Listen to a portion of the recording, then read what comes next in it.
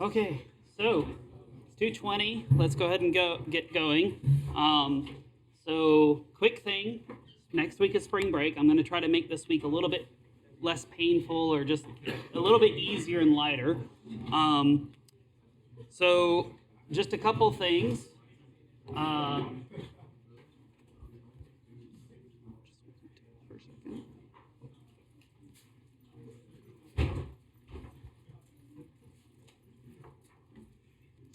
Okay, so yeah, we're going to do regular expressions today. Now, we're not going to use regex until probably the week after we come back from spring break. So I'm not going to give you any kind of homework or anything over spring break. I hope you can enjoy it and also stay safe if you're going home or whatnot. So what we'll do today is we'll go over regular expressions. You'll practice a little bit in lab. There won't be much to turn in lab except for lab 05 if you didn't finish it. But I'll kind of give you an idea of what we're going to be doing in lab at the end. So this should be pretty quick today. We'll probably leave a little bit early with a couple minutes to spare. But yeah. Okay, so lecture 5 is on regular expressions. So a couple quick things. So we will have a quiz this week from last week's material. I sent you an email earlier today kind of detailing what I expect you to know. I will try my best to make a Kahoot. I'm going to just throw it together because I don't really have time to like add all nice graphics and memes and whatnot. That's not, I mean, I know it's fun and everything, but I don't have time to necessarily do those things right now. Okay, so homework is due tonight. So if you haven't finished, I would say get it started as soon as possible. I am going to stop answering emails around 9 or 10 p.m. So get your emails in before then if you have questions, because I'm not going to, I got to get some sleep tonight. Yeah. Why did you say it due on Friday? Oh, that's from last semester. That's why. Oops. We'll fix that right now. Sorry about that. Thank you for pointing it out. Let's say today. I thought I changed it.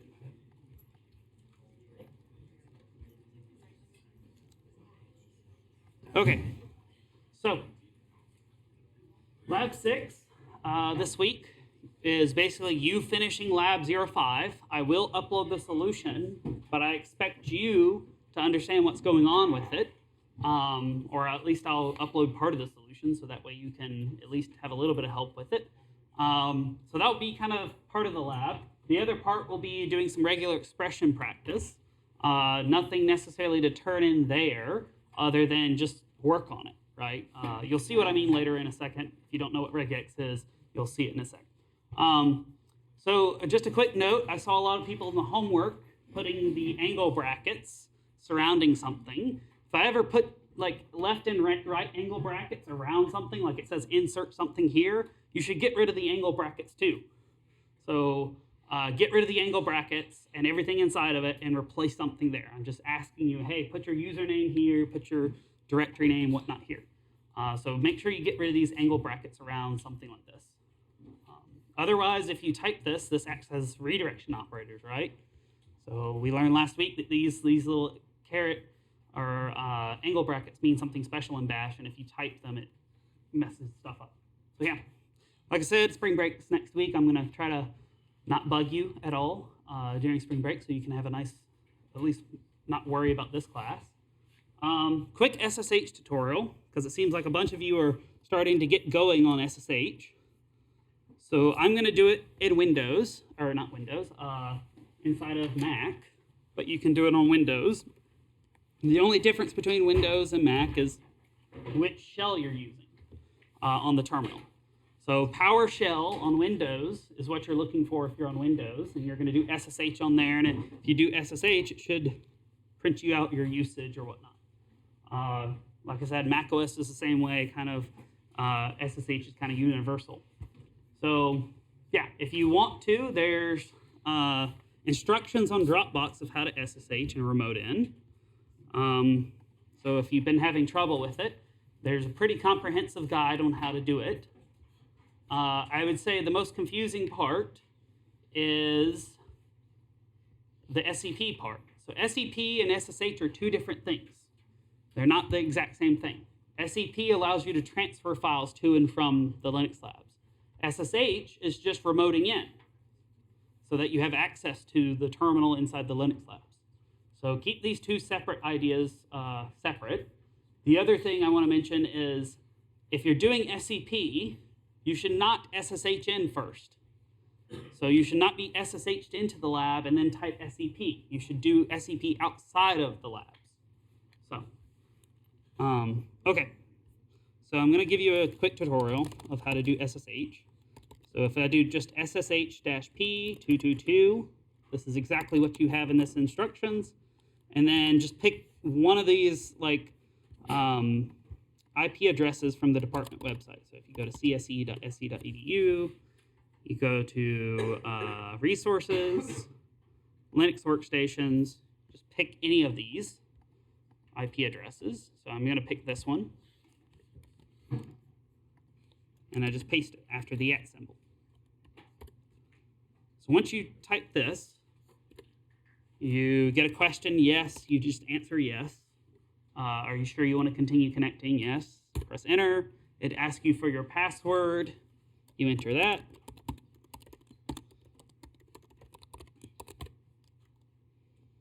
If I can do it correctly.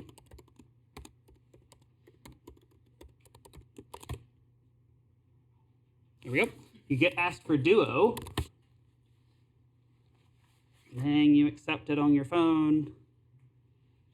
And now you're remoted into the Linux labs. So this is just like you're logged into the Linux labs, except you don't have a GUI desktop. So all my files are here from previous sessions of lab. And go there, modify them and whatnot. But if you want to copy something, if you want to take something from the Linux labs and put it on your computer, you have to get out of this first. You can't copy something like do SCP inside of here while I'm already in the Linux labs. Because the Linux labs don't know where your computer is, right? So you can't tell the Linux labs to push or send a file to your computer because it can't do that. So in order to do SCP, you have to log out of the Linux labs. So this is, and let's just open a new terminal. So that if you're on Windows, you open a new PowerShell instance, but you do not SSH in. So from my Mac OS terminal here on my Mac computer, this is where you do SCP, -P222, and then you pick a, maybe I want to take a file named test.txt, and then do PSC at 129, that IP address, colon, and then dot. Or, well, not dot, maybe tilde. Yeah. So what this does is it takes this test.txt file and copies it from your current directory on your laptop to the Linux labs, to your home directory right here with this tilde. Right? And then if you wanted to do something different, like if you wanted to pull something or download something off of the Linux labs, which most of you are probably going to do more than this, you're going to do PSC at your IP address again, 129.252.130.190. And then after the colon, you just simply add what you're going to copy, where it's on the Linux labs. So I have a CSCE 215 directory. Maybe I have another file called test.txt. All right? So that's the file on the Linux labs that I want to copy. That's the source, or the thing that I want to copy. And then where do I want to copy it to? So I want to copy it to the current directory. So I put a dot. Or maybe if I want to copy it to my home directory on my Mac, I put a tilde. So you have to have the source location and then the destination location in this command. And just keep in mind this is a capital P, right? I don't know why it's different. It's just bad programming or something. So yeah. Any questions on SCP? So just make sure you're not SSH'd in. You don't SSH then SCP, you just do SCP, no SSH. Yeah. Can you be SSH and SCP on different terminals? Yeah, that's fine. My point here with SCP is just to make sure that you're not logged in or remoting in and doing SCP from the Linux Labs computers to your laptop, because that doesn't work. You have to do it from your laptop's terminal, SEP, and then pull it from the Linux Labs. So, yeah. Okay, so that's SSH and SEP. Yeah. Okay, so quick review. So last week we saw the wildcards for the first time. We've got two wildcards. We've got question mark, which just stands for a single character, any character at all. It's got to be one character though. And then we had an asterisk or star, just stands for 0 or more characters. So in this example, if we want to delete everything that's test with some character right here, .txt, then it will delete all of them with rm here. But it requires this character to be right here. You have to have a character where the question mark is. So if I do a quick demo, so let me go to my desktop, demo.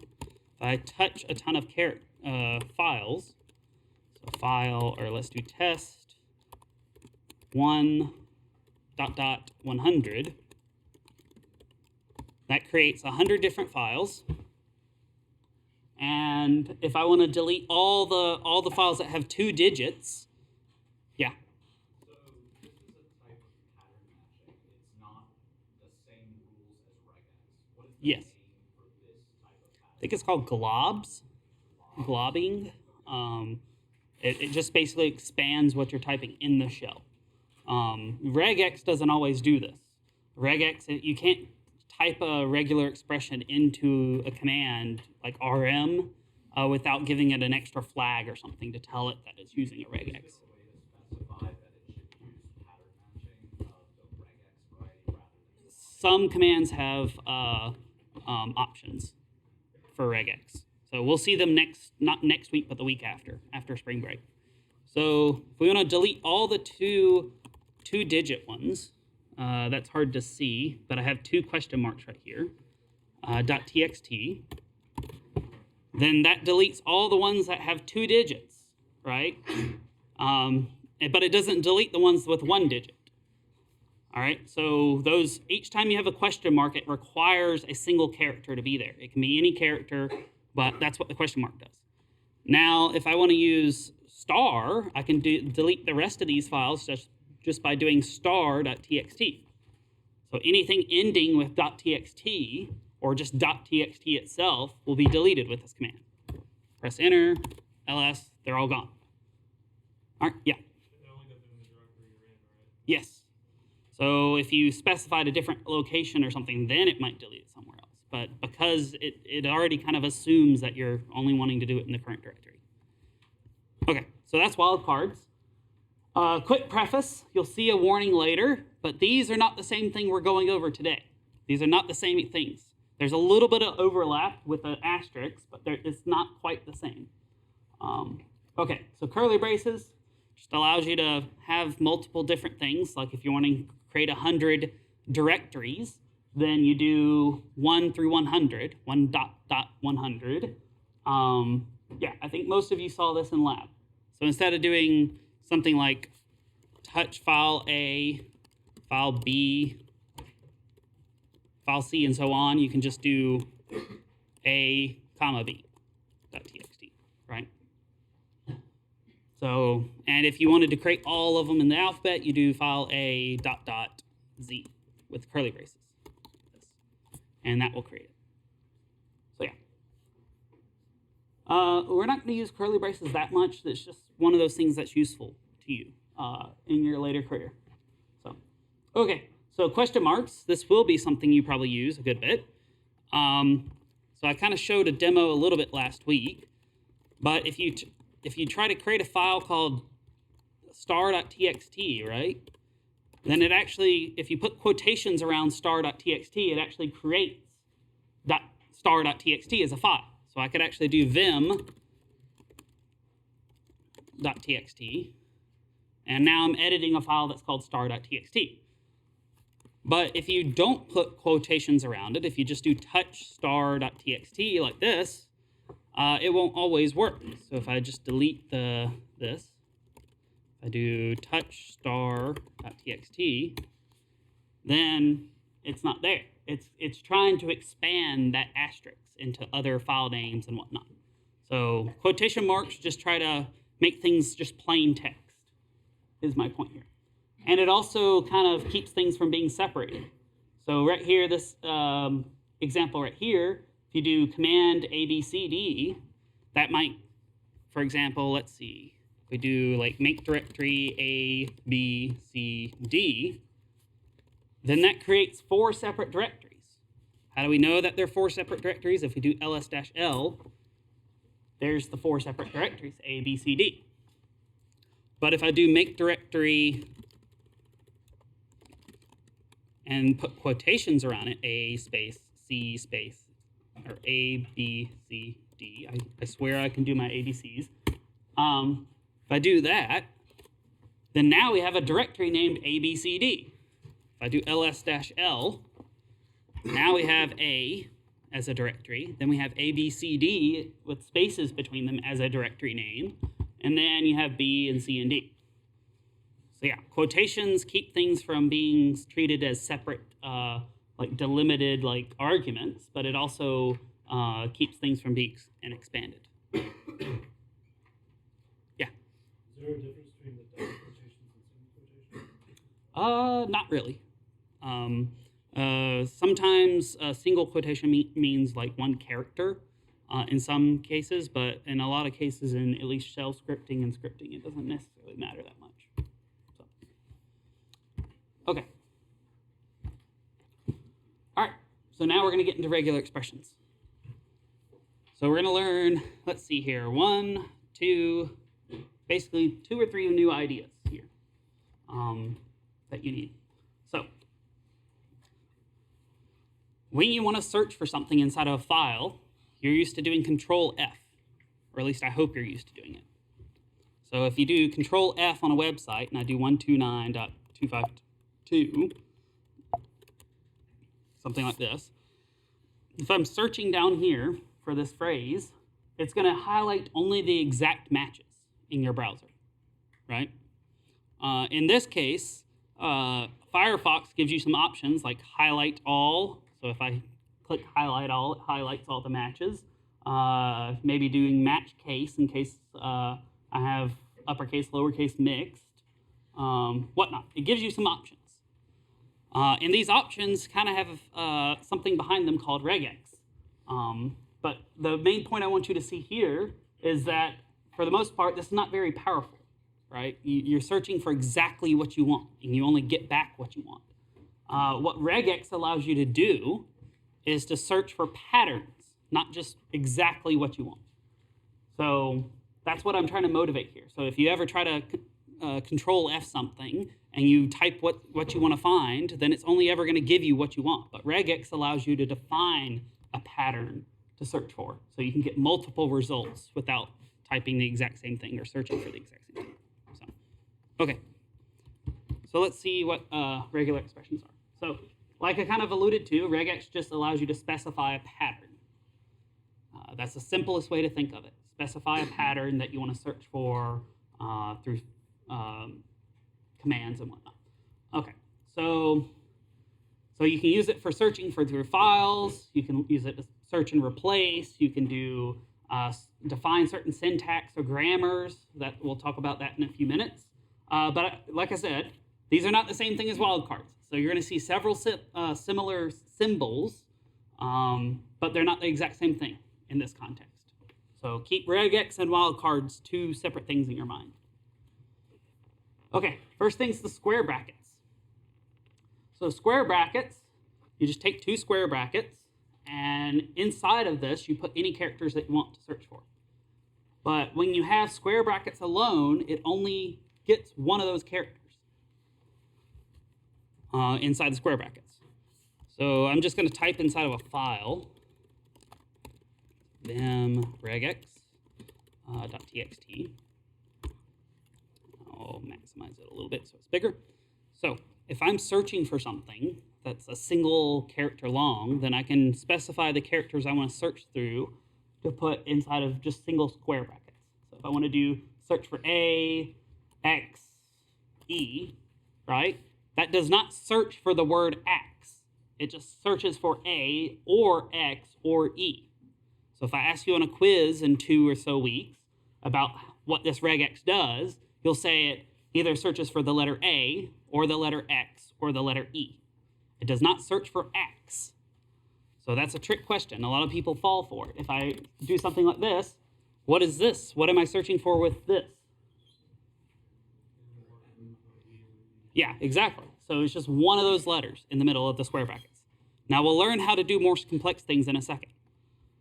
So, like I said, only one character inside of these square brackets ever get searched for at one time, or expanded, or whatnot. You can specify these things a little bit more simply, though. So if you wanted to do A, B, C, D in just those 4 characters, then you could do this. Just put A, B, C, D in brackets. If you wanted to look 0 through 9, like 0, 1, 2, 3, all the way to 9, then you could do 0-9. So instead of doing dot, dot now, this has a dash, more intuitive. If you're looking for all lowercase letters, you'll do lowercase a through lowercase z in square brackets. That still only matches A or B or C, one letter, but it allows you to specify more than just typing out A, B, C all the way to Z, right? How would you do double digits? Then you put, we'll get to it in a second. Yeah. So that's more than one character, so you can't do double digits just with square brackets alone. So, okay. So why this last example? So this A through Z, capital A through Z, and then lowercase a through Z is basically any letter, uppercase or lowercase. That's what this matches to, right? But then I have this A through capital A through lower Z. So why do I have this? Well, what regex is using for this range is the ASCII table. So this is how all your numbers and alphabet and everything is represented in binary, hexadecimal, whatever. This is how computers understand text or characters. So if we look at maybe 1 right here, this 1 right here, so when you type a 1, it's represented as, let's see, decimal 49. Or if we want to know the hexadecimal version of it, then it's, let's see, 4931. So in reality, all your characters, so if we look at M, for example, right here, that's 77 in decimal. All your characters are converted to some kind of number representation. So when you're using regex, you can define a range, like A through Z, or you can say maybe $ through question mark. And that captures all of the different characters that can be between those two values. So if I want to get the entire alphabet, lowercase or uppercase, then I say A, capital A, dash, lowercase z, right? So this captures all these characters between here, so all of them. And you'll see that this is not just the characters or the letters of the alphabet. It also includes the square bracket, slash, whatnot. Do I see a hand? Sorry, I was scratching. Oh, okay, no problem. So, yeah. So when you want to define a range like this, A through Z, or something maybe complex like A through lowercase z, then you need to refer to this ASCII table to figure out what you're actually including. Because like I said, capital A through lowercase z is not just uppercase and lowercase alphabet characters, right? It's also these characters here, these characters that are here too. Did you have a question? Oh, cool. Okay, so you'll get a feel for this in a second. So yeah, so square brackets, single character by itself. Okay, what if you want more than just one character? So somebody said I wanted more than one digit. Well, you have to add a plus or a star after it. All right, so if I actually want to maybe spell out the word move, then I have to put a plus. But this doesn't necessarily just match move. So move is just one case. It can match move, it can match M, it can match O, it can match V, it can match E, it could do MO, MOV, and so on. And it can even do MOVE, MO, or like MOVE, EEE, whatnot. So what this plus sign stands for is one or more. So you have to have at least one of these characters in your match, but you can have more than one of these characters. So you can have as many as you want, at least, but there has to be at least one of those characters. All right. So what if we did star? So if I do MOVE inside of brackets and then do star, well, star means 0 or more. So this is where people get confused with what regex and wildcards. Star does mean the same thing here as wildcards, but don't say, okay, question mark means the same thing, right? It doesn't. So this MOVE star stands for nothing, so just nothing at all. It matches nothing, so 0 or more characters. Or it can match just like plus one or more of those characters inside. It doesn't matter what combination they're in and whatnot. Yeah. I'm sorry, I didn't follow the distinction you were driving between plus and star and question. So plus requires one character at least, or more, or infinitely many of them. Star requires 0 or more characters. So you can either have a character or not with star, but plus you have to have one at least. Okay, and we'll see this more in practice in a second. Yeah. Did you have a you had a question? If you use the plus, will it find like the OM, or does it have to be exactly the same like pattern as them? Oh yeah, you can combine them. It's any combination of the letters. So you can have even backwards and O-M like that. It just has to involve those letters inside. So if I give you a question like this, like what does this move plus thing do? Then it can be any combinations of the letters in the square brackets. It doesn't have to be the word move. It can be move multiple times. It can be any combination of those letters that you can think of. Okay.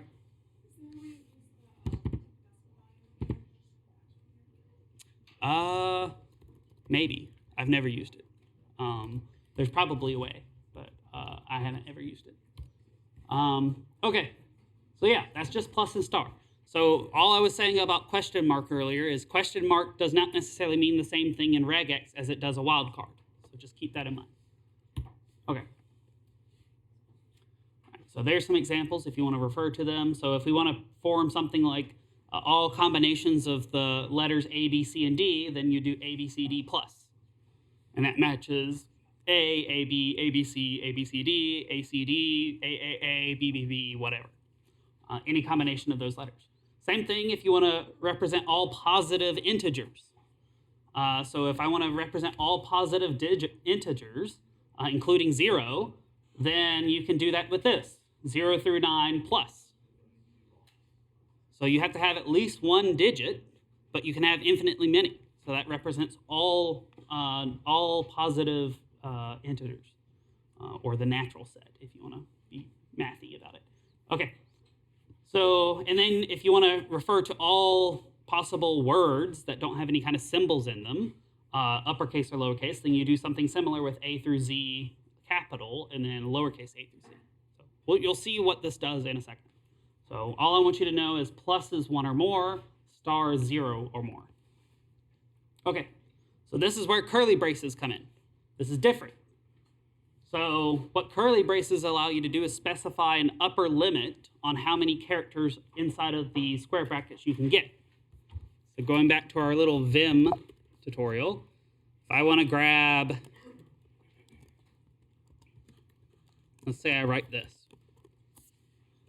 So what this does is when you specify a number inside of curly braces outside of square brackets like this, it grabs exactly three of these characters in any order. So this could be AAA, BBB, CCC, DDD. It can be ABC, BCD, any combination of those as long as there's only 3. If I want 2 or 3, then you can do 2, comma 3. Or if maybe I want 1 through 3, or 1 or 3 characters, then you can specify it like that. So this just allows you to be more granular and say instead of putting a plus that can be infinitely many characters long, you can like tighten your number of characters that you want from that inside of that square brackets. Does that make sense? So So you're just getting exactly 3 or whatnot inside the square brackets. Okay. All right. So real world examples. So if you want to maybe search for all numbers from 100 to 999, then you can define a regex like this. So you have one character, 1 through 9, and then you have one character 0 through 9, and then one character 0 through 9 again. So this is 100 through 999. Because you have a 1 through 9 in the first spot, in the first digit spot, and whatnot. Make sense? So this is how you define get any number between that range. If you want to maybe search for all lines that contain your name, for example, you can just put your name in between these two things. Right? So what are these two things? So we got 0 more characters from inside these curly braces, and then we've got 0 more characters from inside these curly braces. So what is this range? So the way we figure that out is we go to our ASCII table, and the first thing we have is a space. So this backslash space right here is a literal space. And so we look at the ASCII table. Here's your space character. So it's decimal 32. And then you have a dash all the way to tilde. So let's look for tilde on this list.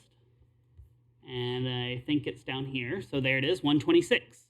So all characters from decimal 32 to 126 are captured by this regex. So this weird looking backslash space dash slash tilde star. So this is 0 or more characters from this space all the way down to 126. So you can have any of these characters here. Make sense? All right. So yeah, not too complicated. So that's all this does, is it just grabs all the characters through those two things on the ASCII table. Yeah. Are we on regex or are we on block? Regex. This is all regex. Can't you do dot star to do all characters, or would that have to? Yeah, you can do dot star.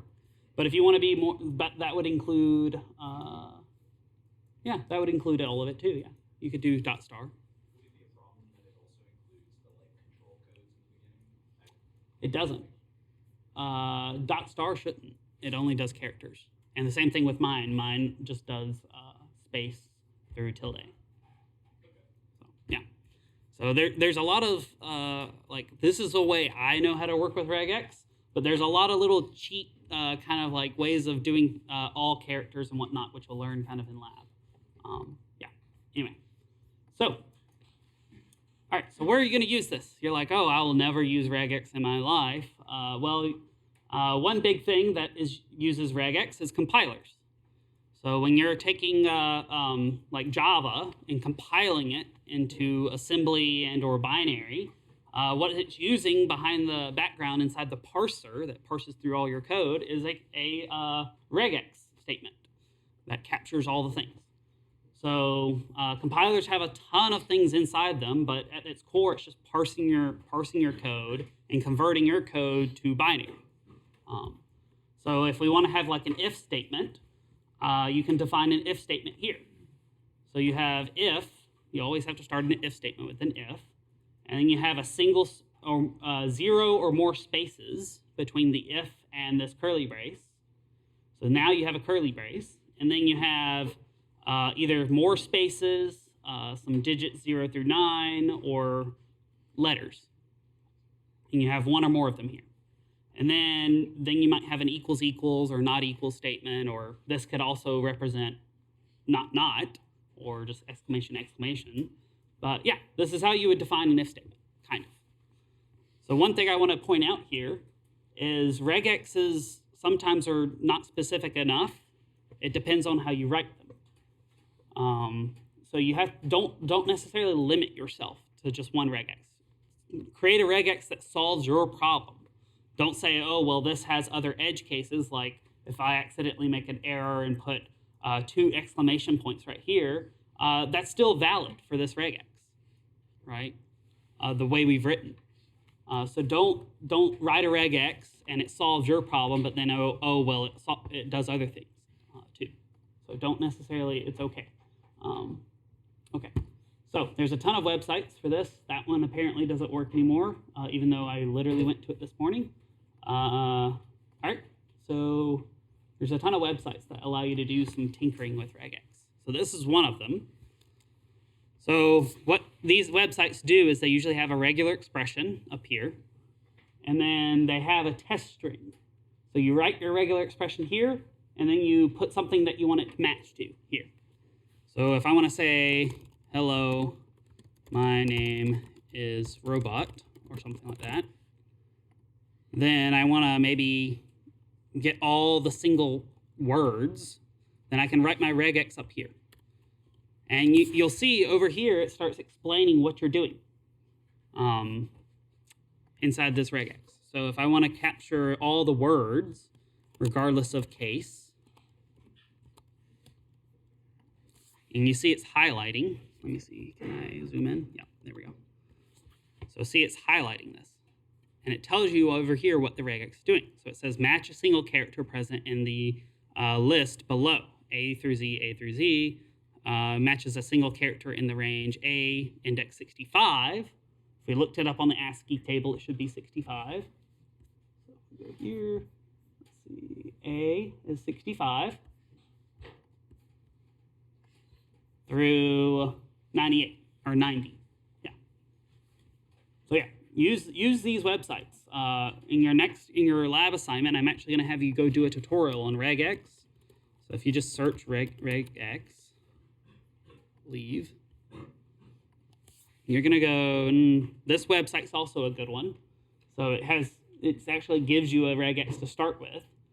So if you're trying to match all uppercase items, A through Z, with a word, any character, alphanumeric, underscore, and then one or many of them or something.